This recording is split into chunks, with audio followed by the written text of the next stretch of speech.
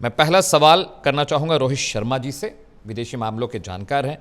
Rohit sir, ये जो act किया है राजनाथ सिंह ने एससीओ में जाकर, पेन किनारे पटक दी, दस्तखत नहीं किए, चीन पाकिस्तान को लेकर एक बहुत सख्त संदेश एससीओ में गया, और ये पहली बार शायद इतिहास में हुआ हो कि मेंबर्स कंट्री के किसी डिफेंस मिनिस्टर ने दस्तखत नहीं किए। कितना बड़ा मैसेज है पाकिस्तान चीन के लिए सर? देखिए, शंघाई कोऑपरेशन ऑर्गेनाइजेशन का होस्ट है चाइना। इस समिट को सक्सेस बनाना चाइना की ड्यूटी है, हमारी नहीं। हमारी जो मन करेगा हम वो करें। हमारे पास जब हो रहा था तब चाइना भी तो अपनी मनमानी दिखा रहा था ना, तो हम भी दिखा रहे हैं। दूसरी चीज ये नहीं होगा कि मेरे आतंकवादी जो है वो मुजाहिदीन है, सामने वाले के आतंकवादी। आप बलूचिस्तान पे इंडिया को कहीं ना कहीं घेरने की कोशिश कर रहे हो। पहलगाम पे तो हम दोनों न्यूक्लियर वॉर के आमने सामने आ गए थे। हम दोनों ने एक दूसरे पे मिसाइल मारे थे, वो मेंशन क्यों नहीं हुआ? चाइना जो है वो हमेशा से पाकिस्तानी आतंकवादियों को सपोर्ट करता रहा, तो इंडिया ने करारा जवाब दिया। ये पर्टिकुलर डिफेंस मिनिस्टर्स की समिट बहुत इंपॉर्टेंट समिट होती है डिफेंस मिनिस्टर्स की, साथ में विदेश मंत्रियों की भी होगी, फाइनेंस मिनिस्टर्स की भी होगी, प्राइम मिनिस्टर्स की भी होगी, जहां पे शी जिनपिंग भी होंगे, पाकिस्तान के प्राइम मिनिस्टर भी होंगे।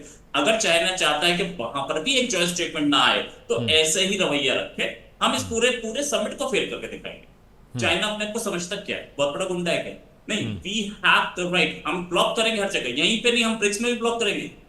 ब्रिक्स में भी चाइना की जो गुंडागर्दी थी उसको कर्टेल करने के लिए कई और कंट्रीज अंदर घुस चुके हैं, प्राइमरली सऊदी अरेबिया और दूसरे कंट्रीज। जी, ये देखने की बात है कि अगर ये हमें कहीं कर्टेल करने की कोशिश करेंगे, जैसे कि इन्होंने इस बार किया, तो जॉइंट स्टेटमेंट नहीं आया करते रहिए आप। जॉइंट स्टेटमेंट को आप कोट कर सकते थे, 10 जगह कोट किया जा सकता था, आया ही नहीं, और हमारे बिना नहीं आएगा, इनको पता होगा। आज अभी थोड़ी देर पहले एक्सटर्नल अफेयर्स मिनिस्ट्री की जो प्रेस कॉन्फ्रेंस हुई है, उसमें उन्होंने स्पेसिफिकली बोला कि पहलगाम को एक कंट्री विरोध कर रहा है। एक कंट्री कौन विरोध कर रहा था? पाकिस्तान।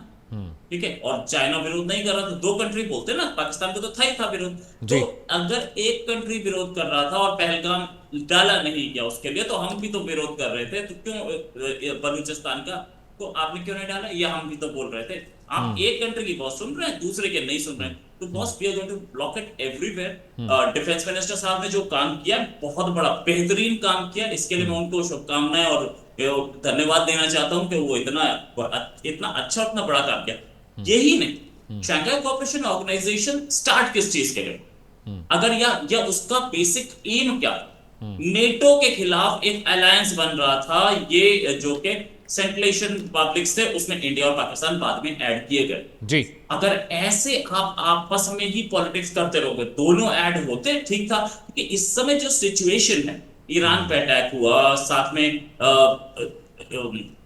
इजराइल के आसपास के कंट्रीज पे अटैक हुआ, डिस्टेबलाइज्ड मिडिल ईस्ट हम देख रहे हैं। ऐसे में अगर आप एक कॉमन प्लेटफॉर्म बनाना चाहते हो नेटो और अमेरिका के खिलाफ, तो आप किसी एक कंट्री को एंटेगोनाइज नहीं कर सकते।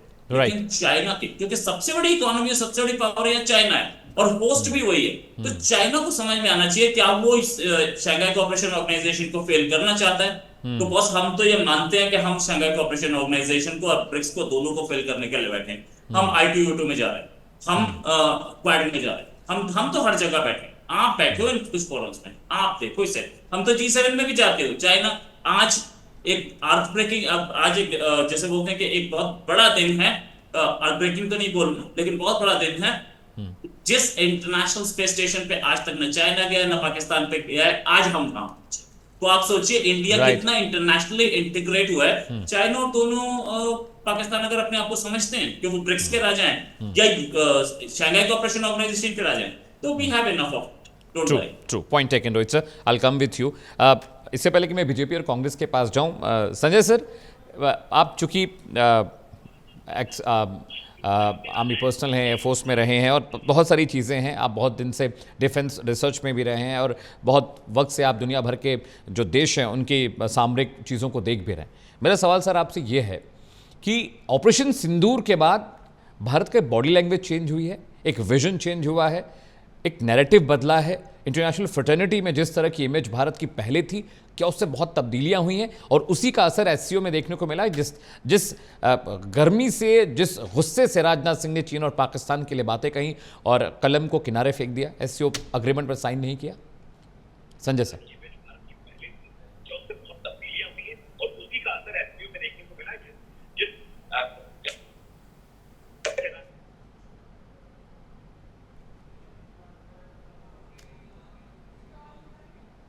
संजय सर, आप मुझे सुन पा रहे हैं? बिल्कुल सही कहा आपने। मेरी आवाज पहुंच रही है आप तक? जी आ रही है Sanjay sir, please go ahead, please continue sir. Amit ji, मेरी आवाज पहुंच रही है आप तक? बिल्कुल संजय सर, आपको सुन पा रहा हूँ, बिल्कुल सुन पा रहा हूँ, बोलिए सर, बोलिए। हाँ जी, हाँ मैं सुन पा रहा हूँ। जी। क्या मेरी आवाज पहुंच रही है आप तक? बिल्कुल पहुंच रही है संजय सर, बिल्कुल पहुंच रही है, गो अहेड। हाँ बिल्कुल अमित जी, आपने बिल्कुल सही कहा। ये एक चेंज पर्सपेक्टिव है इंडिया का, जो कि बहुत जरूरी है दुनिया को सामने पहुंचाना। और जिस तरह से आज राजनाथ जी ने ये पर्सपेक्टिव क्रॉस किया एससीओ के फोरम में, वो बिल्कुल काबिले तारीफ है जी। आप देखिए उनकी बॉडी लैंग्वेज, कैसे वो स्ट्रांग लीडर की तरह, स्ट्रांग डिफेंस मिनिस्टर की तरह सब वॉक करते हैं पूरे फोरम में। उसके बाद कैसे पाकिस्तान के जो डिफेंस मिनिस्टर है ख्वाजा आसिफ को अवॉइड करते हैं बिल्कुल, और बड़ा क्लियर मैसेज उन्होंने दिया है, जो आपकी चैनल से हम सब वाकिफ है उससे, और बहुत क्लियर मैसेज बोला है कि अब ये दूसरा भारत है, डिफरेंट भारत है, ये भारत बदल रहा है और टेररिज्म के अगेंस्ट हम कभी झुकने वाले नहीं हैं जी। इतने बड़े फोरम में ये मैसेज चाइना जो उसका चेयरमैन है उसकी कंट्री में जाके दिया है, बहुत बड़ी जी।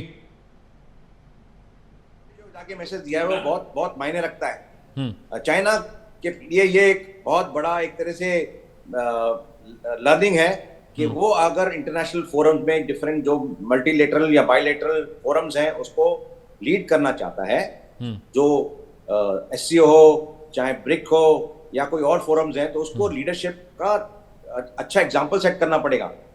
नंबर 2 इकोनॉमी है दुनिया की, उसकी तमन्ना है कि इंडिया जो मल्टीलेटरल फोरम्स जो खुल रहे हैं, जहाँ पे इन्फ्लुएंस यूएस का कम हो रहा है और जहाँ पे वो अपने को स्लॉट इन करना चाहता है, उसके लिए उसको अच्छा एग्जांपल देना पड़ेगा। अगर वो इस तरह से बाईपार्टिसन रिलेशनशिप पे ज्यादा विश्वास रखता है और मल्टीलेटरल फ्रेंडशिप में, मल्टीलेटरल कोऑपरेशन में नहीं विश्वास रखता है, तो उसको अपनी ये सोच बहुत जल्दी ही चेंज करनी पड़ेगी, अदरवाइज उसके लिए बहुत प्रॉब्लम है।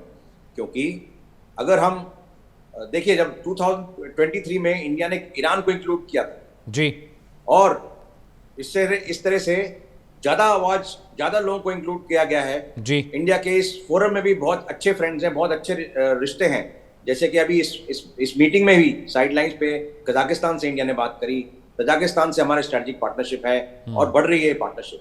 तो ये सब चीजें बहुत अच्छी हैं। बट एक बार मैं बताता हूँ अमित जी, ये सब जो हुआ है ये बहुत अच्छे प्लान के हिसाब से हुआ है। इंडिया ने जिस तरह से स्टेटमेंट दिया है ये एक्सपेक्टेड था। Right sir. हमको देखना चाहिए थोड़े दिन पहले, जैसे ही 13 तारीख को इजराइल ने अटैक किया था और ईरान के ऊपर, तो 15 या 16 को एससीओ की मीटिंग हुई थी। एससीओ की मीटिंग में उन्होंने बोला था बहुत सीरियस कंसर्न है हम सबके ऊपर, एस्केलेटिंग टेंशन हो रही है, और उन्होंने कंडेम करना चाह रहे थे इजराइल के अटैक को। इंडिया ने बहुत अच्छे से अपने कार्ड्स खेले और बिल्कुल कॉन्फिडेंट और मैच्योर तरीके से संजय बोला, सर, हम इस स्टेटमेंट पॉइंट से अपने आप को टेकन डिसोसिएट करते हैं। मैं आता हूँ संजय सर, मैं दोबारा आपके पास आता हूँ, विल कंटिन्यू दिस